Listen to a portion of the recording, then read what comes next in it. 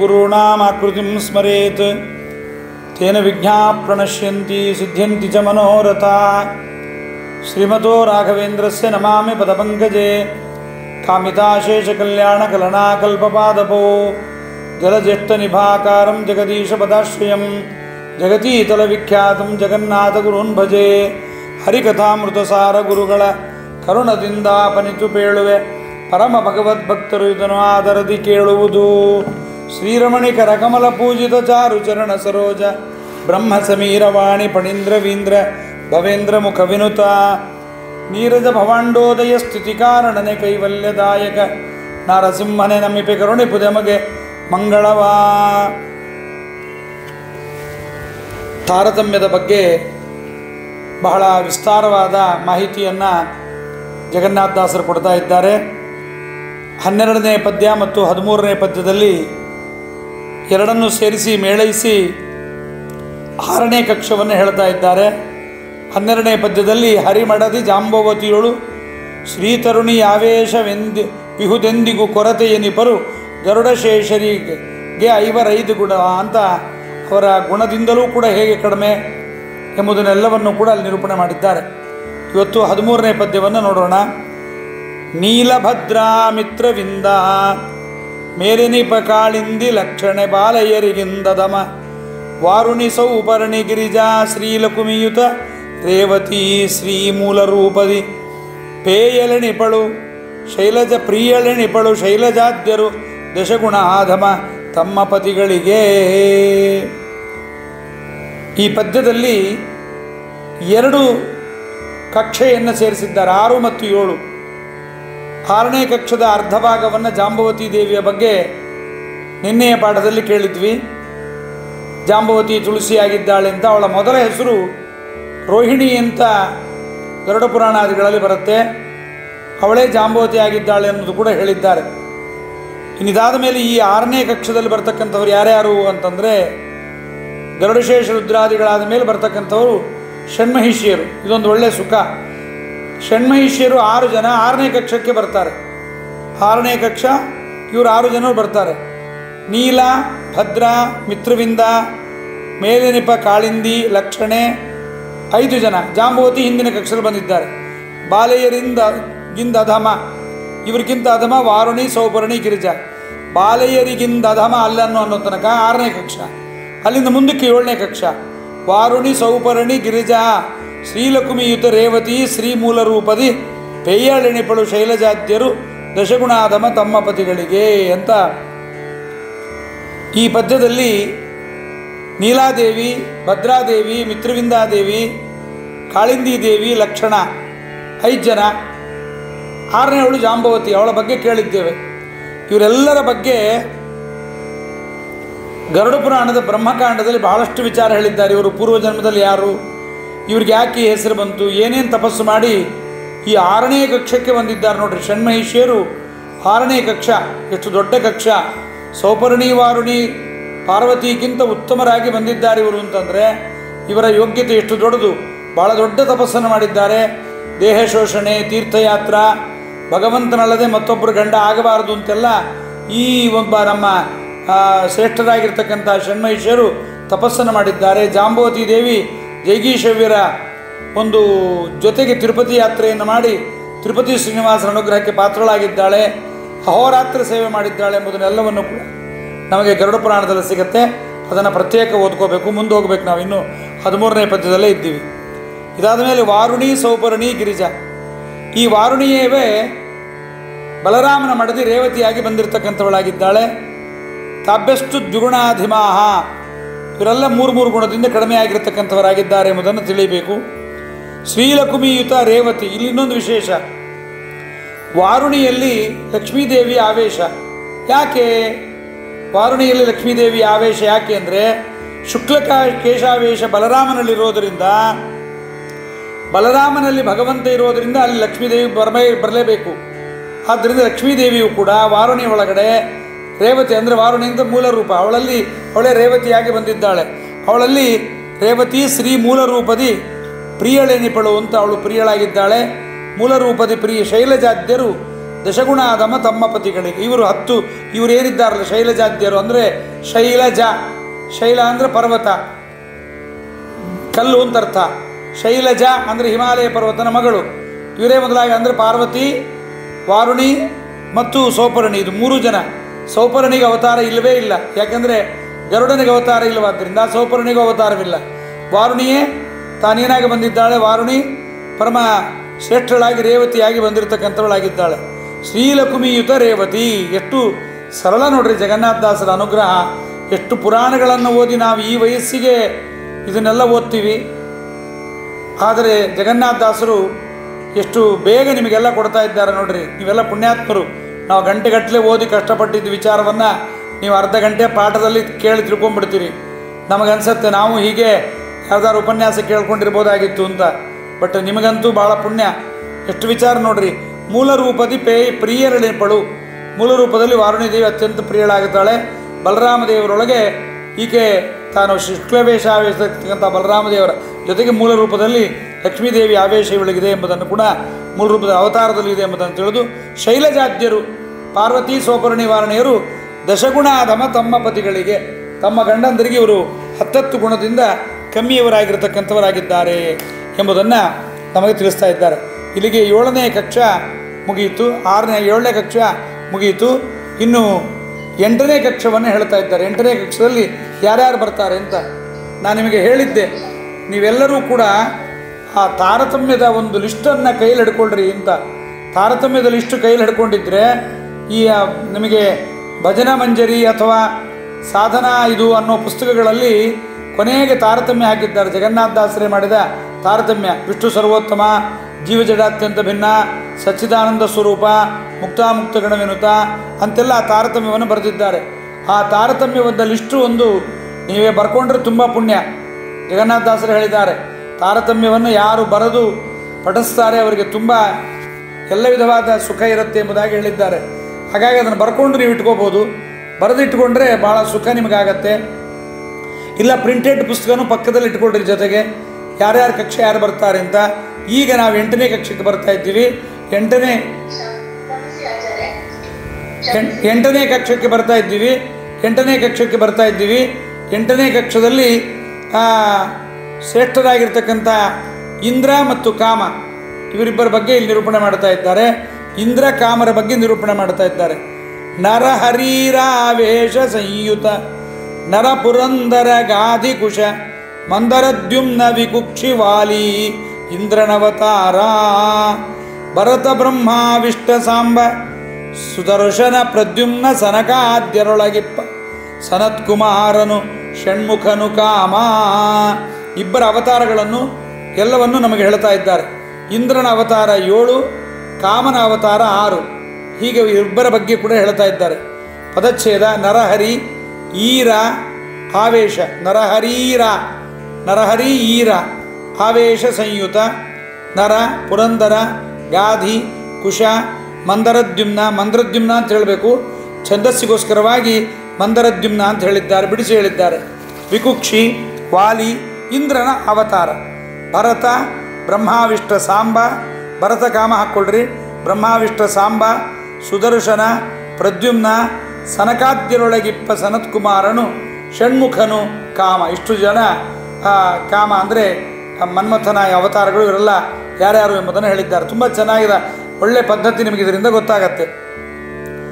ನರಹರಿ ಮತ್ತು ಈರ. ನರಹರಿ ಅಂತಂದರೆ ಪರಮಾತ್ಮ, ಈರ ಅಂದರೆ ಮುಖ್ಯ ಪ್ರಾಣದೇವರು.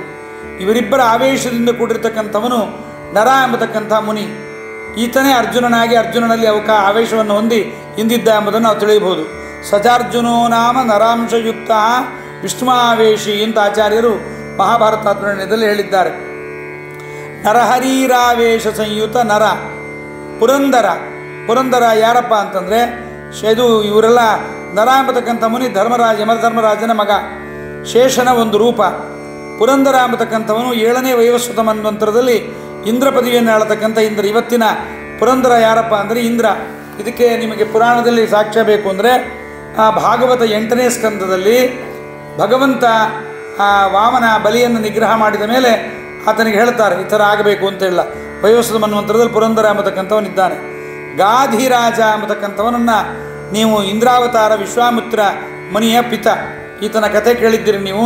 ಗಾಧಿರಾಜ ಅಂತ, ಈ ಗಾಧಿರಾಜ ಎಂಬತಕ್ಕಂಥವನ ಮಗಳನ್ನು ಸತ್ಯವತಿ ಎಂಬತಕ್ಕಂಥವಳನ್ನು ರುಚೀಕನಿಗೆ ಕೊಟ್ಟಿರ್ತಾನೆ. ಆ ರುಚೀಕರು ತನ್ನ ಹೆಂಡತಿಗೆ ತಮ್ಮ ಅತ್ತೆಗೆ ಇಬ್ಬರಿಗೂ ಚರುವನ್ನು ಕೊಟ್ಟಿರ್ತಾರೆ. ಆ ಚರುವನ್ನು ನೀನೊಂದು ಚರು ತಿನ್ನು, ನಿಮ್ಮಮ್ಮ ಒಂದು ಚರು ತಿನ್ನಲಿ ಅಂತ. ಆದರೆ ತಾಯಿ ಮಗಳು ಬಹಳ ವ್ಯತ್ಯಾಸ ಮಾಡಿಕೊಂಡು ತಿಂತಾರೆ. ತಾಯಿಯ ಮನೆಯಲ್ಲಿ ಅಂದರೆ ಜಮದಗ್ನಿ ಹುಟ್ಟುತ್ತಾನೆ, ಅಂದರೆ ನಮ್ಮ ರುಚೀಕರ ಮಡದಿ ಸತ್ಯವತಿಯಲ್ಲಿ ಜಮದಗ್ನಿ ಹುಟ್ಟುತ್ತಾನೆ. ಅಲ್ಲಿ ಗಾಧಿರಾಜನ ಮನೆಯಲ್ಲಿ ಅವನ ಹೆಂಡತಿಯಲ್ಲಿ ವಿಶ್ವಾಮಿತ್ರ ಹುಟ್ಟುತ್ತಾನೆ. ಆತ ಬ್ರಾಹ್ಮಣನಾಗಿ ಬಿಡ್ತಾನೆ ಕೊನೆಗೆ. ಯಾಕೆಂದರೆ ಬ್ರಾಹ್ಮಣನ ಹುಟ್ಟಲಿ ಅಂತ ಮಾವನಿಗೆ ಕೊಟ್ಟಿರ್ತಾರೆ ರುಚೀಕರು. ಅದನ್ನು ವ್ಯತ್ಯಾಸ ಮಾಡಿಕೊಂಡಿದ್ದರಿಂದ ತನ್ನ ಹೆಂಡತಿಗೆ ಕೊಡಬೇಕಾದದ್ದು ಅವರಿಗೆ, ಅವ್ರದ್ದು ಇವರಿಗೆ ಬಂದಿದ್ದರಿಂದ ಅದಕ್ಕೆ ವಿಶ್ವಾಮಿತ್ರನು ಕ್ಷತ್ರಿಯನಾಗಿ ಬಂದಿದ್ದರೂ ಕೂಡ ದಿಗ್ಬಲಂ ಕ್ಷತ್ರಿಯ ಬಲಂ ಬ್ರಹ್ಮತೇಜೋ ಬಲಂ ಅಂತ ತಾನು ಕೊನೆಗೆ ಬ್ರಹ್ಮರ್ಷಿಯಾಗಿ ಬೆಳೀತಾರೆ. ಇತ್ತ ರುಚೀಕರ ಮಡದಿ ಸತ್ಯವತಿ ತಾನು ಕೇಳ್ತಾಳೆ, ನನ್ನ ಮಗ ಕ್ಷತ್ರಿಯನಾಗೋದು ಬೇಡ ಅಂತ. ಆಗಲೇಬೇಕು, ಅನುಭವಿಸಲೇಬೇಕು ಅಂದಾಗಿಲ್ಲ, ನನ್ನ ಮೊಮ್ಮಗ ಆಗಲಿ ಅಂತಾಳೆ. ನೋಡ್ರಿ, ಏನು ಇಷ್ಟಪಟ್ಟದ್ದೆಲ್ಲ ಅಪರೋಕ್ಷ ಜ್ಞಾನಿಗಳಿಗೆ ಭಗವದ್ ಅನುಗ್ರಹವನ್ನು ಪಡೆದವರಿಗೆ ಸಾಧ್ಯ ಎಂಬುದನ್ನು ನಾವಿಲ್ಲಿ ನೋಡಬಹುದು. ಅಲ್ಲಿ ಏನಾಗುತ್ತೆ, ಕೊನೆಗೆ ಸತ್ಯವತಿ ತಾನು ತಿಂದದ್ದನ್ನು ತನ್ನ ಮಗ ಜಮದಗ್ನಿ ಬ್ರಾಹ್ಮಣನೇ ಹುಡ್ತಾನೆ. ಆದರೆ ಮೊಮ್ಮಗ ಪರಶುರಾಮ ಹುಡ್ತಾನೆ. ಪರಶುರಾಮ ಬ್ರಾಹ್ಮಣನಾಗಿ ಹುಟ್ಟಿದರೂ ಕೂಡ ಕ್ಷತ್ರಿಯ ಕೆಲಸವನ್ನು ಮಾಡ್ತಾನೆ, ದುಷ್ಟ ಕ್ಷತ್ರಿಯರ ಸಂಹಾರವನ್ನು ಮಾಡ್ತಾನೆ, ಕ್ಷತ್ರಿಯರ ಕೆಲಸವನ್ನೇ ಮಾಡ್ತಾನೆ. ಇದನ್ನು ನಾವು ನೋಡ್ಬೋದು. ಆತನೇ ಗಾಧಿ. ಮತ್ತು ಕುಶ ಶ್ರೀರಾಮಚಂದ್ರನ ಮಗ. ವಾಲ್ಮೀಕಿ ಋಷಿಗಳು ಗರ್ಭೆಯಿಂದ ಆತನಿಗೆ ನಾಮಕರಣವನ್ನು ಮಾಡಿದ್ದರಿಂದ ಕುಶ ಅಂತ ಹೆಸರು ಬಂತು ಅಂತ ಅದನ್ನು ಕೂಡ ಹೇಳಿದ್ದಾರೆ. ಇನ್ನಿದಾದ ಮೇಲೆ ಮಂದರದ್ಯುಮ್ನ 6ನೇ ಚಾಕ್ಷುಷ ಮನ್ವಂತರದಲ್ಲಿ ಇಂದ್ರ ಪದವಿಯನ್ನು ಆಡಿರತಕ್ಕಂತಹ ಒಂದು ರೂಪ. ಆ ಇಂದ್ರ ಅಂಬತಕ್ಕಂಥದ್ದು ಒಂದು ಪದವಿ ತಿಳ್ಕೊಂಬಿಡ್ರಿ. ಗರುಡ, ಶೇಷ, ರುದ್ರ, ಸೌಪರ್ಣಿ, ವಾರುಣಿ, ನೀಲ, ಭದ್ರ, ಮಿತ್ರವಿಂದ, ಇಲ್ಲಿಂದ ಕೆಳಗಿನವರೆಲ್ಲರೂ ಕೂಡ ಪರಮಾತ್ಮ ಮತ್ತು ಲಕ್ಷ್ಮೀದೇವಿಯನ್ನು ಬಿಟ್ಟ ಮೇಲೆ ಉಳಿದ ಎಲ್ಲ ಪದವಿಗಳಲ್ಲೂ ಪದವಿ ಅದು. ಆ ಪದವಿಗೆ ಆಯಾ ಕಾಲದಲ್ಲಿ ಪದವಿಗೆ ಬರ್ತಾ ಇರ್ತಾರೆ. 100 ಜನ ಗಣ ಇದೆ. ಅದಕ್ಕೆ ಆನಂತಮೇವ ಗಣಶೋಸ್ತಿ ಯಥೋಗಿ ತೇಷಾಂ ಇಥಂ ತತಃ ಸಕಲ ಕಾಲ ಗತಾ ಪ್ರವೃತ್ತಿ ಅಂತ ಆಚಾರ್ಯರು ತಾತ್ಪರ್ಯದಲ್ಲಿ ಹೇಳ್ತಾರೆ. ಒಂದೊಂದು ಪದವಿಗೂ 100 ಜನ ಇರ್ತಾರೆ. ಆ ಪದವಿಯಲ್ಲಿ ಅವರವರು ಬರ್ತಾರೆ. ಇವತ್ತಿನ ರುದ್ರದೇವರು ಉಗ್ರ ಅಂತ, ಉಗ್ರತಪ ಅಂತ ಅವರಿಗೆ ಹೆಸರು. ಇವತ್ತಿನ ರುದ್ರದೇವರೇ ಮುಂದೆ ಶೇಷದೇವರಾಗಿ ಬರ್ತಾರೆ. ಇವತ್ತಿನ ಶೇಷದೇವರು ರುದ್ರ ಪದವಿಗೆ ಬಂದವರು. ಇವಾಗ ಲಾತವ್ಯರು ಮುಂದೆ ವಾಯು ಪದವಿಗೆ ಬರ್ತಾರೆ. ಇವತ್ತಿನ ವಾಯುದೇವರು ಬ್ರಹ್ಮದೇವರ ಪದವಿಗೆ ಬರ್ತಾರೆ. ಇದು ಮಾತ್ರ ಗೊತ್ತಿದೆ ನಮಗೆ. ಈ ಗರುಡ ಪದವಿಗೆ ಈ ಶೇಷನ ಪದವಿಗೆ ಯಾರು ಬರ್ತಾರೆ, ಗರುಡನ ಪದವಿಗೆ ಯಾರು ಬರ್ತಾರೆ, ಸೌಪರ್ಣಿ ವಾರಣಿ ಪಾರ್ವತಿಯರಾಗಿ ಯಾರು ಬರ್ತಾರೆ, ಇದೆಲ್ಲ ನಮಗೆ ಶಾಸ್ತ್ರದಲ್ಲಿ ಕೊಟ್ಟಿಲ್ಲ. ಅದೇ ಬೇಕು ಅಂತ ನೀವು ಕೇಳಬೇಡ್ರಿ. ಮತ್ತೆ ಅದನ್ನು ಅವ್ರ ಹೆಸರು ಹೇಳ್ರಿ ಆಚಾರ್ಯ, ಅವ್ರು ಯಾರು ಅಂತ ಕೇಳಬೇಡ್ರಿ. ಅಷ್ಟೇ, ಇಷ್ಟು ಮಾತ್ರ ಕೊಟ್ಟಿದ್ದಾರೆ. ಮಂದ್ರದ್ಯುಮ್ನ 6ನೇ ಚಾಕ್ಷುಷ ಮನ್ವಂತರದಲ್ಲಿ ಇಂದ್ರ ಪದವಿಯನ್ನು ಆಳಿದ್ದವನು. ವಿಕುಕ್ಷಿ ಎಂಬತಕ್ಕಂಥವನು ಸೂರ್ಯವಂಶದಲ್ಲಿ ಅವತರಿಸಿದ ಇಂದ್ರನ ರೂಪ ಮತ್ತು ವಾಲಿ ಎಂಬತಕ್ಕಂಥದ್ದು. ವಿಕುಕ್ಷಿ ಎಂಬತಕ್ಕಂಥವನು ತುಂಬ ದೊಡ್ಡ ಹೊಟ್ಟೆ ಇತ್ತಂತೆ. ಅವನಿಗೆ ರಾಜ್ಯವನ್ನು ಆಳ್ಲಿಕ್ಕೆ ಆಗ್ತಾ ಇರಲಿಲ್ಲ. ವಸಿಷ್ಠರ ಶಾಪಕ್ಕೊಳಗಾಗ್ತಾನೆ. ಶಶಾದ ಅಂತಲೂ ಅವನಿಗೆ ಹೆಸರುಂಟು. ಶಾದ್ದಕ್ಕಾಗಿ ಮೊಲವನ್ನು ತಂದಕ್ಕೆ ಹೋದಾಗ ಮೊಲವನ್ನು ತಾನೇ ತಿಂದು ಬಂದುಬಿಡ್ತಾನೆ. ಅದನ್ನು ನೋಡಿ ಗೊತ್ತಾದ, ಅಂದರೆ ಅಪರೋಕ್ಷ ಜ್ಞಾನದಿಂದ ಆ ಮಾಂಸವನ್ನು ಪ್ರೋಕ್ಷಣೆ ಮಾಡಿದಾಗ ಇದು ಮಾಂಸ ಇದು ಮೀಸಲಲ್ಲ, ಇದು ಯಾರೋ ಭಕ್ಷಣೆ ಮಾಡಿದ್ದು ಅಂತ ಗೊತ್ತಾಗಿ ವಸಿಷ್ಠರು ಅವನನ್ನು ರಾಜ್ಯಭ್ರಷ್ಟರನ್ನಾಗಿ ಮಾಡುತ್ತಾರೆ. ಇವೆಲ್ಲ ಕಥೆ ನಮಗೆ ಸೂರ್ಯವಂಶದಲ್ಲಿ ಬಂದಿದ್ದ ಈ ವಿಕುಕ್ಷಿಯ ಕಥೆಯನ್ನು ಕೇಳ್ತೀವಿ. ಇನ್ನು ಇದಾದ ಮೇಲೆ ವಾಲಿ, ಸುಗ್ರೀವ ಮತ್ತು ವಾಲಿಯಲ್ಲಿ ವಾಲಿ ಇವನು ಏನಾಗಿದ್ದಾನೆ, ಇಂದ್ರನ ಅವತಾರಿಯಾಗಿರ್ತಕ್ಕಂಥವನಾಗಿದ್ದಾನೆ. ಸುಗ್ರೀವ 12ನೇ ಕಕ್ಷದ ಸೂರ್ಯನಾಗಿ ಮುಂದೆ ಬರ್ತಾನೆ. ಇಷ್ಟು ಇಂದ್ರದೇವರ ಅವತಾರಗಳು. ನರಹರೀರಾವೇಶ ಸಂಯುತ ನರಪುರಂದರ ಗಾಧಿ ಕುಶ ಮಂದರದ್ಯುಮ್ನ ವಿಕುಕ್ಷಿ ವಾಲಿ ಇಂದ್ರನ ಅವತಾರ. ಇಷ್ಟು ಇಂದ್ರನ ಅವತಾರ ಎಂಬುದನ್ನು ನಾವು ನೋಡಬೇಕು.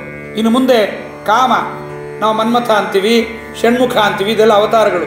ಒರಿಜಿನಲ್ ಈತನ ಹೆಸರು ಕಾಮ ಅಂತ. ಅದಕ್ಕೆ 8ನೇ ಕಕ್ಷದಲ್ಲಿ ಬರೆದಿದ್ದಾರೆ ನೋಡ್ರಿ, ಇಂದ್ರ ಕಾಮರಿಗೆ ಅನಂತ ಅನಂತ ನಮಸ್ಕಾರಗಳು ಅಂತ. ಕಾಮನ ಅವತಾರ ಯಾವುದಪ್ಪ ಅಂದರೆ ಭರತ, ಬ್ರಹ್ಮಾವಿಷ್ಟ ಸಾಂಬ, ಸುದರ್ಶನ ಪ್ರದ್ಯುಮ್ನ ಸನಕಾದ್ಯರೊಳಗಿಪ್ಪ ಸನತ್ಕುಮಾರನು ಷಣ್ಮುಖನು ಕಾಮ. ಇದು ಕಾಮನ ಅವತಾರಗಳು ಯಾವ್ಯಾವುದು ಅಂದರೆ ಭರತ. ಈ ಅವನ ಅವತಾರಗಳನ್ನು ಹೇಳ್ತಾರೆ. ಭರತ ದಶರಥನಿಗೆ ಮಗನಾಗಿ, ತಾನು ಕೈಕೇಯಿಗೆ ಮಗನಾಗಿ ಹುಡ್ತಾನೆ ಭರತ.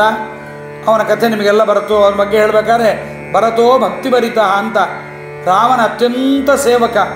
ಲಕ್ಷ್ಮಣ ರಾಮನ ಜೊತೆಗೇ ಇದ್ದು ಸೇವೆ ಮಾಡಿದರೆ, ಭರತ ಅತ್ಯಂತ ರಾಮನ ಭಕ್ತನಾಗಿದ್ದ. ಆದರೆ ಕೈಕೇಯಿ ಅದರಲ್ಲಿ ತಾನು ಅಪಚಾರವನ್ನು ಮಾಡಿ ತಾನು ತುಂಬ ದುಃಖಕ್ಕೊಳಗಾಗುತ್ತಾಳೆ. ಇರಲಿ, ಭರತ ದಶರಥ ಪುತ್ರ. ಇನ್ನು ಸಾಂಬ ಇದ್ದಾನೆ. ಸಾಂಬ ಎಂಬತಕ್ಕಂಥವನು ಈತ ಶ್ರೇಷ್ಠನಾಗಿರತಕ್ಕಂತಹ ಜಾಂಬವತಿಯ ಸಾಂಬ ಎಂಬತಕ್ಕಂಥವನು ಇವನೊಬ್ಬ ಮಗ. ನಮ್ಮ ಜಾಂಬವತಿಯ ಮಗ ಸಾಂಬ ಆಗಿದ್ದಾನೆ. ರುಕ್ಮಿಣಿಯ ಮಗ ಚಾರುದೇಶನ. ಬ್ರಹ್ಮಾವೇಶಯುಕ್ತನಾಗಿರ್ತಕ್ಕಂಥ ಸಾಂಬ ಶ್ರೀಕೃಷ್ಣನ ಮಗನಾಗಿದ್ದಾನೆ.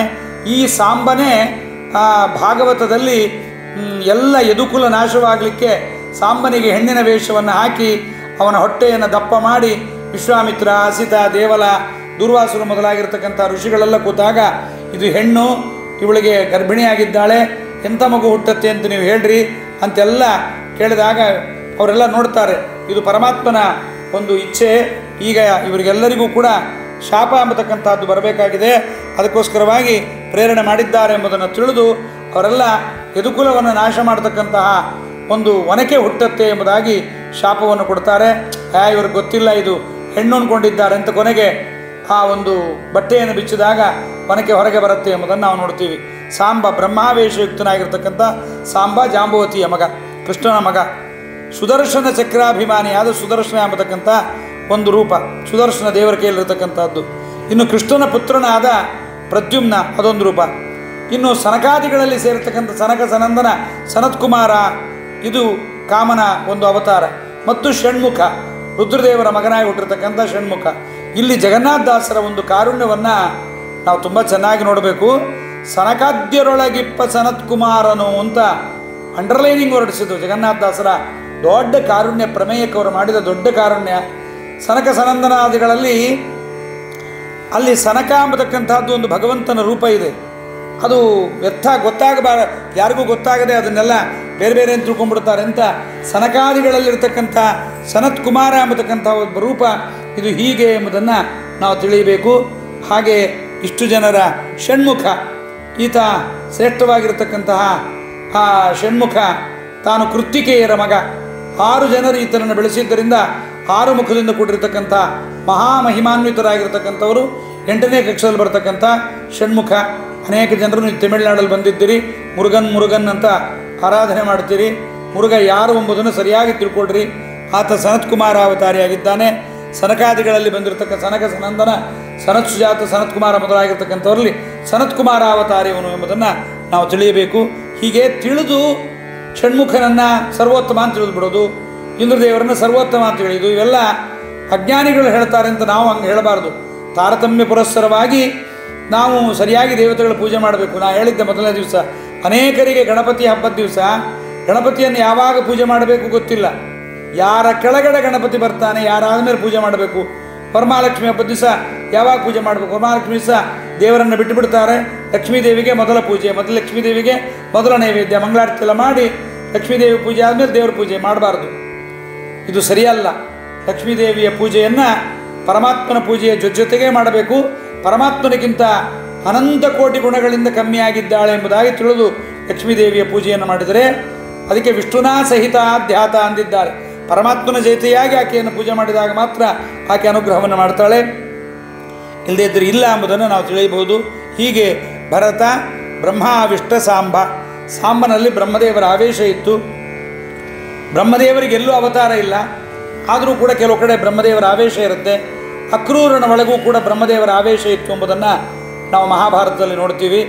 ಆತ ಸ್ವರ್ಗಾಯ ಕೋಭೂತ್ ಅಂತ ಸ್ವಯಂಭುವಸ್ಯ ಚ ಮನೋಹೋ ಪರಮಾಂಶಯುಕ್ತ ಆವೇಶಯುಕ್ ಕಮಲಜಸ್ಯ ಚ ಅಂತ ಬ್ರಹ್ಮದೇವರ ಆವೇಶ ಅಕ್ರೂರನಲ್ಲಿ ಇರುತ್ತೆ. ಆವೇಶ ಅಂದರೆ ಗೊತ್ತಲ್ಲ, ಮೊದಲನೇ ದಿವಸ ಹೇಳಿದ್ದೀನಿ, ಬಂದು ಹೋಗ್ತಾ ಇರುತ್ತೆ, ಇರಲ್ಲ.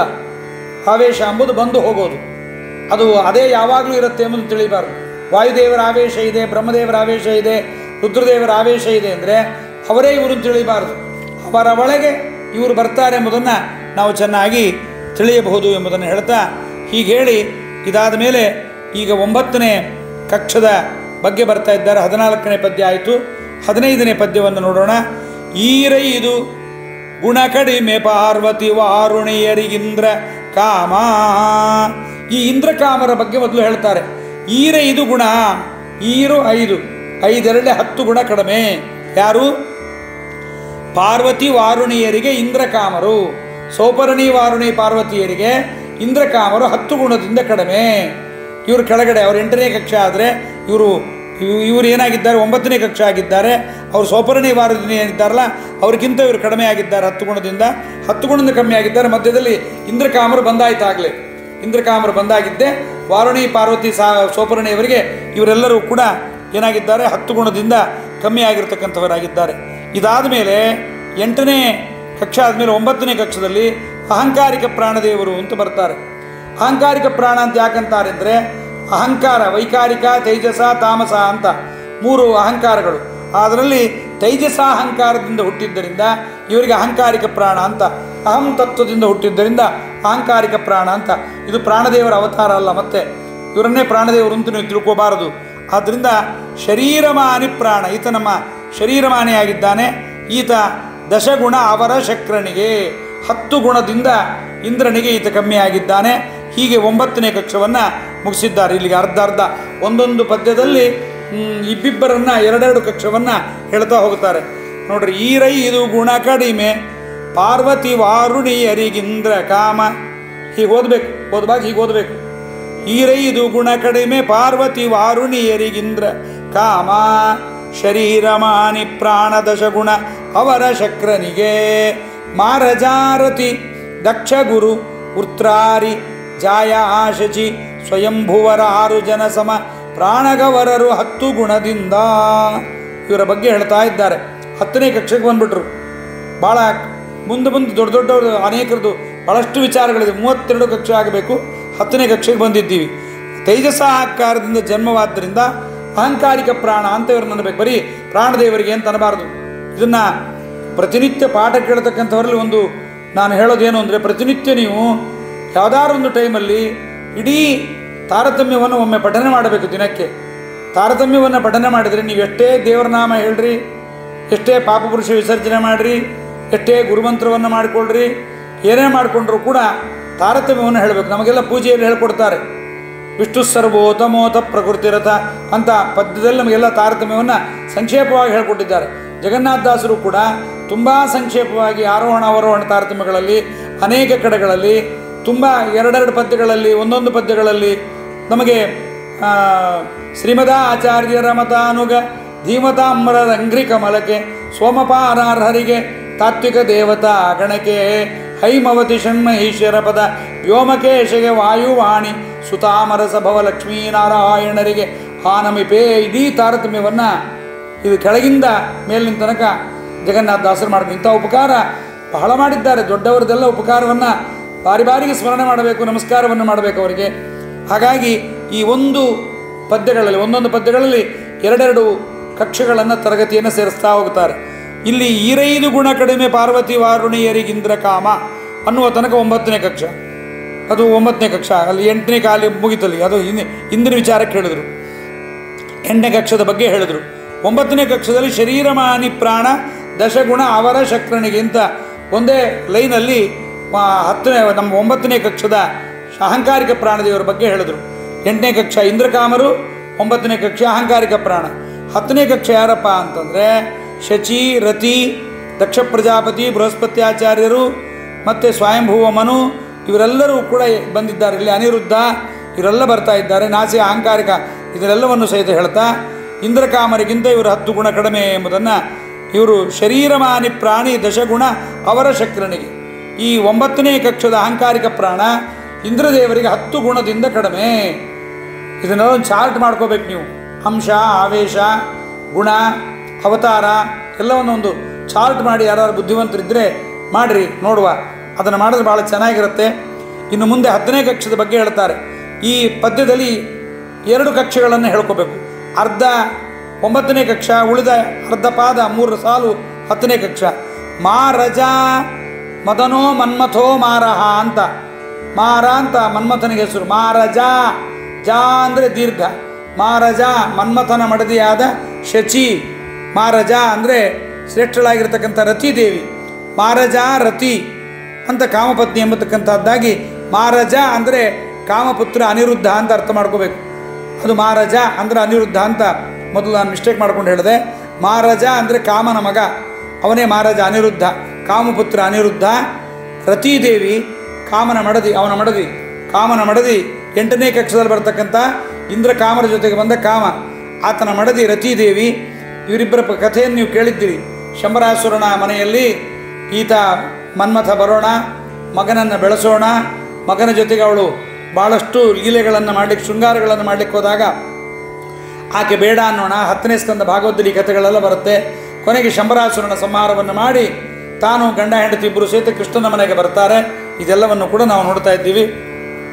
ಕಾಮಪುತ್ರ ಅನಿರುದ್ಧ, ಇನ್ನು ಕಾಮನ ಪತ್ನಿ ರತೀದೇವಿ, ದಕ್ಷ ಪ್ರಜಾಪತಿ, ಈತನ ಬಗ್ಗೆ ನಿಮ್ಗೆ ಗೊತ್ತು. ದಕ್ಷೋ ಅಂಗುಷ್ಟ ಆತಂತ, ಬ್ರಹ್ಮದೇವರ ಅಂಗುಷ್ಟದಿಂದ ಹುಟ್ಟಿದವನು ದಕ್ಷ ಪ್ರಜಾಪತಿ.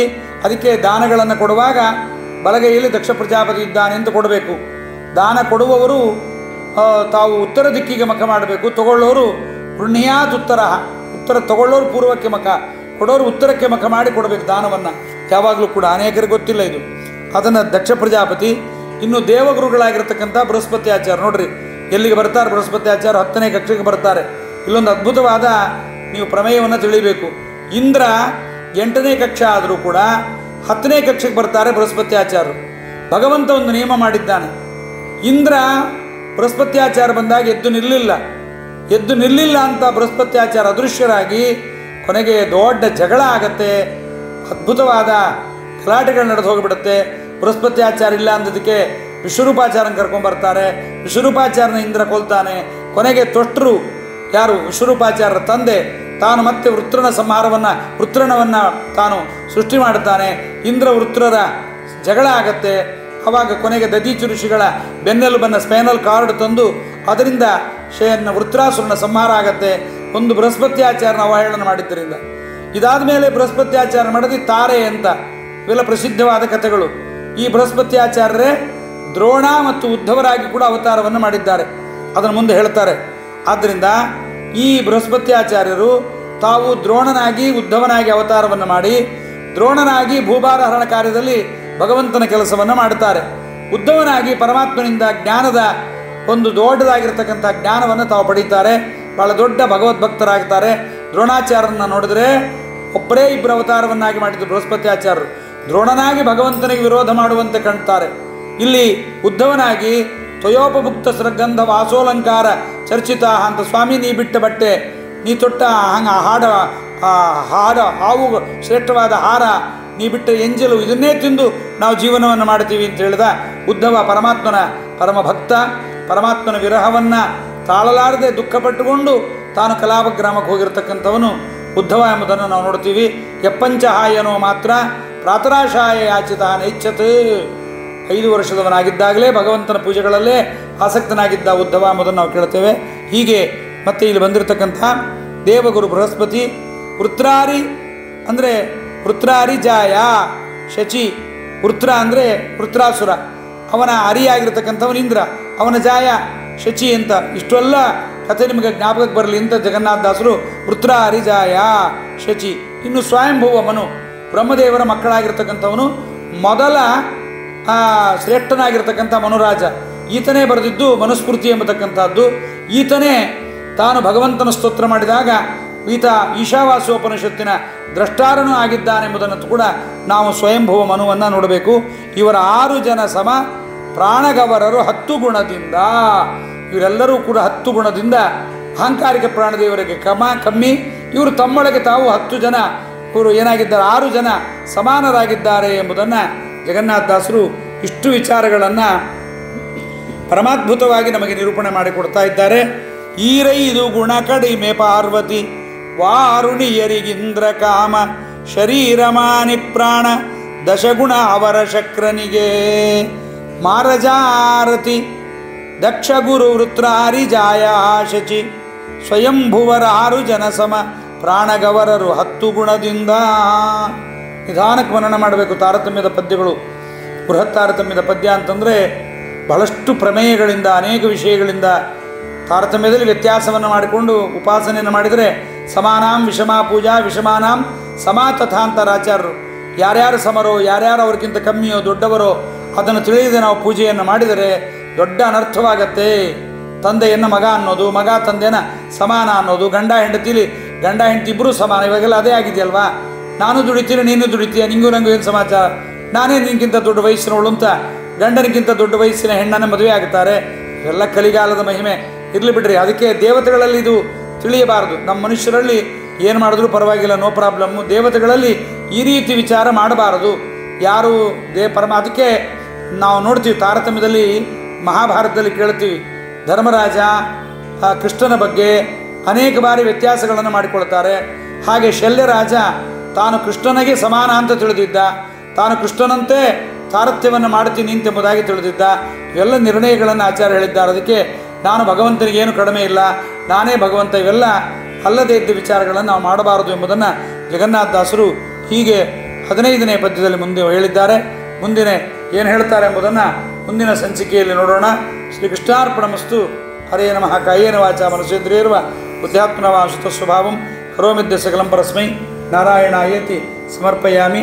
ಹರಯೇ ನಮಃ.